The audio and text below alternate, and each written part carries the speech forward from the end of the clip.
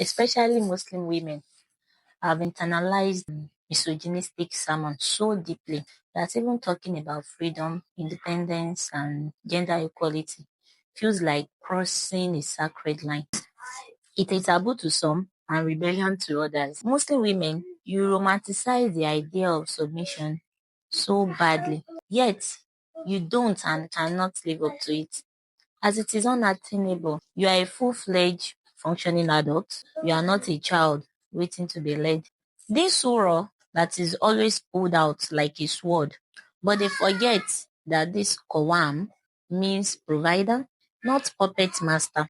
It's about duty from men, not dominance. But who do we blame? It means control to men and submission to women. Muslim women, you want to appeal to the egos of entitled men so badly, you are sabotaging yourself. You convince yourself these things are Western concepts and are haram.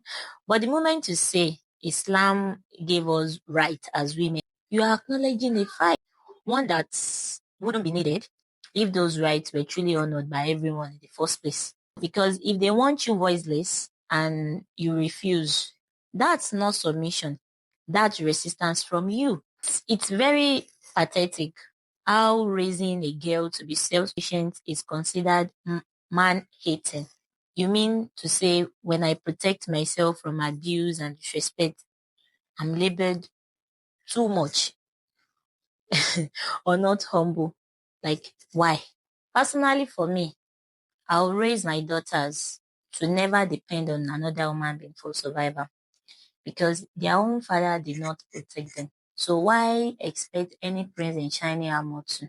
In our own household, vulnerability won't be glamorized and weakness won't be romanticized. For me, I won't be silent to fit in. I say things people are scared to say. I'm not here for applause. I'm here for impact. And I don't preach like making yourself to be accepted sermons because they're harmful. Let's talk about submission. Submission is obedience without questioning. So if you are negotiating or cherry picking, you are not submitting, you are surviving. There was a time a man once told me that my role as a woman is to submit, whether or not the man is deserving of it. So imagine the arrogance. So I should abandon my self-worth just to keep a marriage. And it's so funny that a man can proudly be misogynistic, but a woman is wrong for refusing his toxicity, right? The double standard, especially within our communities and more so among Muslim women, we sometimes sabotage ourselves trying to uphold an unrealistic image of the ideal woman. Quiet, obedient, and all those self-sacrificing stuff. But that image doesn't serve us. It never has. So we strive so hard to give off an image of the ideal Muslim woman, one that doesn't really reflect who we are or the life we are actually living. So now ask yourself, what does submission even mean to you? And why should you subscribe to a version of womanhood that demands your silence, your sacrifice, and your dependence? Hmm? And then have you asked your spouse what submission actually means to him? To know whether you are meeting up to his definition of submission. And then have you reflected on what submission looks like to you? So you have to know, is it obedience at the cost of your self-respect? Or self-respect doesn't exist for you at all? Is it silence when there is injustice? Is it partnership, respect, or mutual understanding? Ask yourself, are you being both submissive and financially stable at the same time? Or you are submitting in ways that compromise your ability to survive? Or you are surviving in ways that compromise your ability to submit?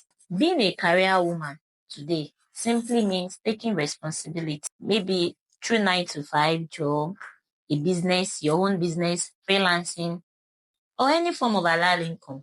That's you having something of your own. It's not rebellion, it's survival. And yet we hear things like a submissive woman we make you richer than a career woman. Seriously, why aren't we offended? Why aren't we questioning this? So now women who advocate for financial independence are the problem. See, let me tell you, if you walk up to a woman who feeds her family, pays the bills, and tell the woman, submit to a man, you will see how they will nearly tear you to pieces. Let me share my story with you. I remember I once asked my ex that if he doesn't want me to work or go to school, doesn't want me to have any career, how does he expect me to fend for his kids when he's no more? He replied that I would be married off to another Muslim man. You can imagine the level of entitlement. It's in their head. They think they own you. Is that not relegation? I'm someone's daughter, and they are ready to pass me around like a relay button for bare minimum. Is that not even allowed prostitution? So I have to exchange my independence and freedom for food and shelter. That is not even guaranteed. Just because they want to suppress you so bad, their ego is so fragile, he doesn't even care about his kids, even when he's gone. So personally for me, no, I don't believe in submission. Not to a man, not to outdated expectations, not to cultural guilt tripping. I don't need taming by a man. I'm a full-fledged, responsible adult. And you see, many of us fought for the right to go to school, to work, to stand on our feet, to feed our kids without begging, so that I won't be passed around like a relay baton. So that wasn't handed to us by any submission. It was earned through pain, struggle, and resilience. So don't let anyone shame you for choosing to be financially independent. Don't let society guilt trip you into shrinking yourself to fit into that narrative of a good woman.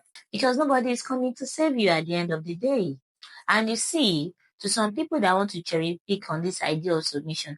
So did Allah say specifically women can go to school? The answer is no. But here is a catch. You that believe you can go to school and work, you follow the certain interpretation that allows you to do these things.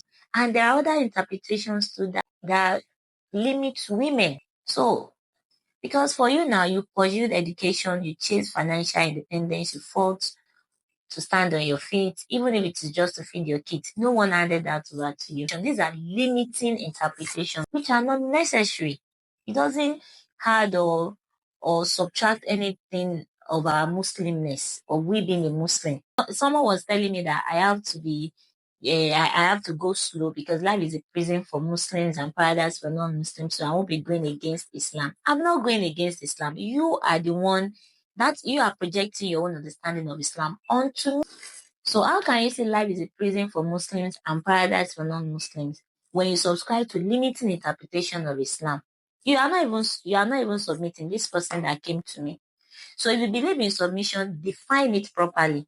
Don't wear it like a badge while contradicting yourself in silence. And if you believe in being a career woman, own it without guilt. Because truthfully, being financially independent is not haram. It's survival, it's strength, it's self-respect. So life is already a test. So why make it harder by handing over your voice? Let me know your thoughts on this topic so that I can read them in the comments. Thank you.